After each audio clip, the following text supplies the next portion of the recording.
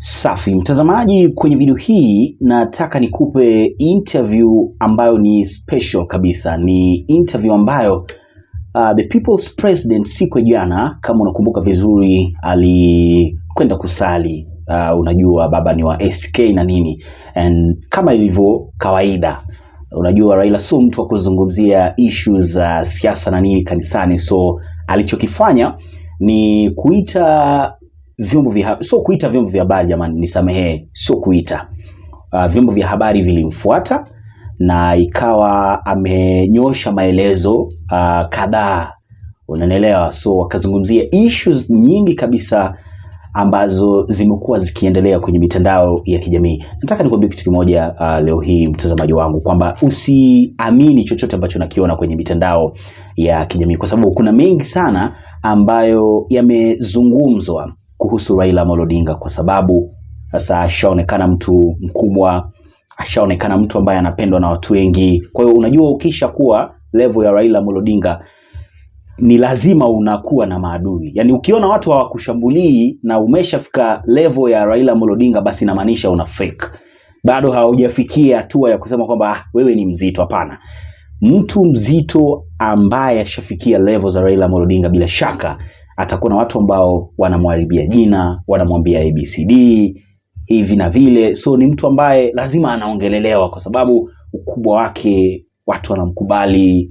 Ndio hivyo kabisa mtazamaji wangu. So jana akanyosha maelezo kuhusiana na issues tofauti. Nataka tu ni breakdown kidogo. Kwa hata wewe ukitazama hiyo video utakuwa unajua dakika ngapi amezungumzia nini, dakika ngapi amezungumzia nini, kwa sababu ilikuwa ni interview ndefu, lakini nimeedit kidogo ikawa nimeiweka kama dakika 9 hivi.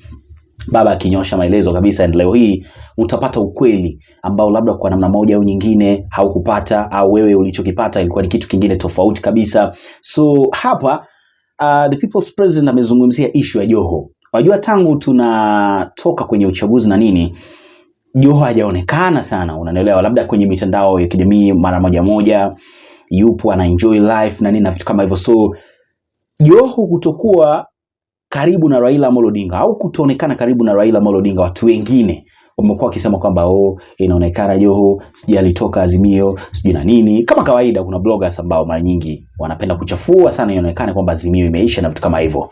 Amezungumzia, address hiyo. Sitaki kukwambia amesemaje kuhusu Joho kutoonekana Azimio. Hiyo utapata kwa baba. Pili, amezungumzia issue ya Uhuru-Kenyatta, and ambacho kimenifurahisha ni kwamba wameongea, wamepigana simu na nini. So akazungumza na Uhuru-Kenyatta, and alichoambiwa na Uhuru-Kenyatta pia ameelezea. So usikuwe na wasiwasi, utaona hiyo. Kitu kingine tena ambacho amezungumzia ni issue ya Kalonzo Musyoka Martha Karua. Kalonzo, unajua kuna maneno ambayo yanaendelea, bwana lazima mtu achie, sijui Kalonzo amesupport Raila, mambo mengi tu ambayo yamekuwa yakiendelea. Trust me, Raila sio mpumbavu, and anajua kitu ambacho anafanya, na hawezi akamka tu akampea Kalonzo hivyo. Hapana. In fact, Kalonzo sasa hivi anatulia kabisa. Miguu yake Raila Odinga hawezi akatoka sasa hivi, inabidi atulie, aambiwe namna ya kuendesha hili gurudumu, kwa sababu sio rahisi. Unanielewa? Sio rahisi kabisa kupigana na hawa watu. So mwisho si lazima anakaa chini, pigwa wewe unafaa hapa, unatakiwa kwenda hivi, hapo unatakiwa kwenda hivi, kwa sababu akitoka ameisha. Mimi nakwambia ukweli, Kalonzo akiachana na Raila ameisha. Ndio hivyo. Atabaki tu Kalonzo jina na nini, Ukambani wanamkubali, lakini ndio hivyo atakuwa ameisha. So best thing Sheikh Kalonzo kufanya ni kutulia pale na nini, ujue hapa tunafanyaje, hapa baba umesema hapa nifanyaje, hapo itakuwa sawa kabisa. So hapo pia amedadisi kidogo issue ya wrangles na nini ambazo zinaendelea ndani ya Azimio. Mtu fulani anataka kuwa mkubwa, huyu anataka kuwa deputy, mambo kama hayo. Amesema utaona kwenye hiyo video. Mimi sitaki nikupe exclusive ambayo wewe mwenyewe unatakiwa kujionea wewe mwenyewe. So kuanzia leo wote ambao wana spread na nini rumors na nini, tulieni. Taarifa za kikweli mtazipata hapa, or baba mwenyewe akiongea labda kwenye mitandao ya kijamii mtayaona, afu kila kitu kitakaa vizuri. Let's go. We say that we hope things will improve in this year. I also say that I'm not yet pronouncing myself about certain things that are being said around.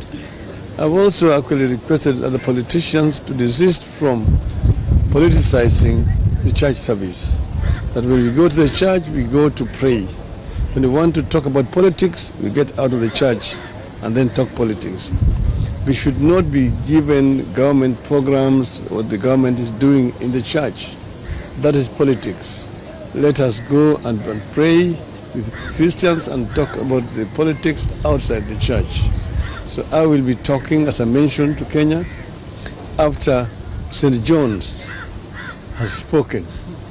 He said that there's a gospel according to St. Matthew, gospel according to St. Mark, gospel according to St. Luke, and finally gospel according to St. John. And St. John will speak about bombers. Then I will speak thereafter. No, Hassan Joho is out of the country. He's out of the country, but he's going to come back. I talk to him all the times. Even this week I'll talk to him. He will be coming, and when he comes, he's going to join the party and make his contribution. Yeah, the ODM is very much united and strong. The same thing with Azimio. There is nothing like a power struggle within Azimio. We work together very closely with His Honorable Stephen Kalonzo Musyoka, the Honorable Uhuru Kenyatta, Honorable Martha Karua. We're all the times working together. There's nothing like a power struggle within Azimio. Everything will be done very smoothly. We are going to strengthen Azimio as we also strengthen the constituent parties of the coalition to make it strong. So we are together. But the former president is resigning from Azimio. I'm not sure. I don't know where you're getting that information from. I was with him just yesterday. Even I talked to him this morning. He has not given me any impression that he's going to resign from Azimio. That is sheer media propaganda. Uhuru is very much member and part and parcel of Azimio leadership. I really don't want to engage Mr. Ruto in any kind of argument. Mr. Ruto knows that everything he's proposing is there in the Building Bridges Initiative document. If you want us to talk, let us start from there. But you must engage the people of Kenya in any major constitutional amendment that you want to bring. You cannot bring ministers into parliament by changing standing orders. Nobody will allow you to do that, because that's a very fundamental departure from the structure of government that we have today. It has to be debated extensively by the people of Kenya. If you want to have a position of prime minister, it is in the Building Bridges Initiative. Where do you call him chief prime or prime cabinet secretary? Call him a prime minister and give him a proper portfolio. Actually, I am very sorry for Honorable Salim Davadi that a person of his stature is being given no portfolio and just given a title to do. It is actually an embarrassment. So what if they want to engage, let us engage. But first, let us deal with what happened at Bomas of Kenya.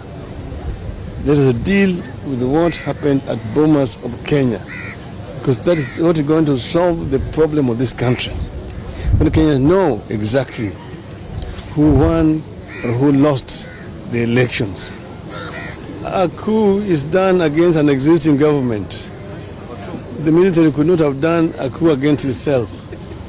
That actually is a fallacy. How would the government have done a coup against itself? But if they wanted to do a coup, who would have prevented them from doing a coup?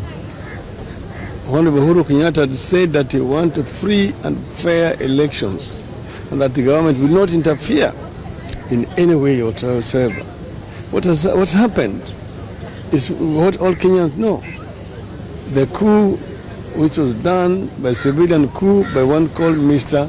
Wafula Chebukati, 4 against 3. The 4 commissioners said they don't agree with what Chebukati announced.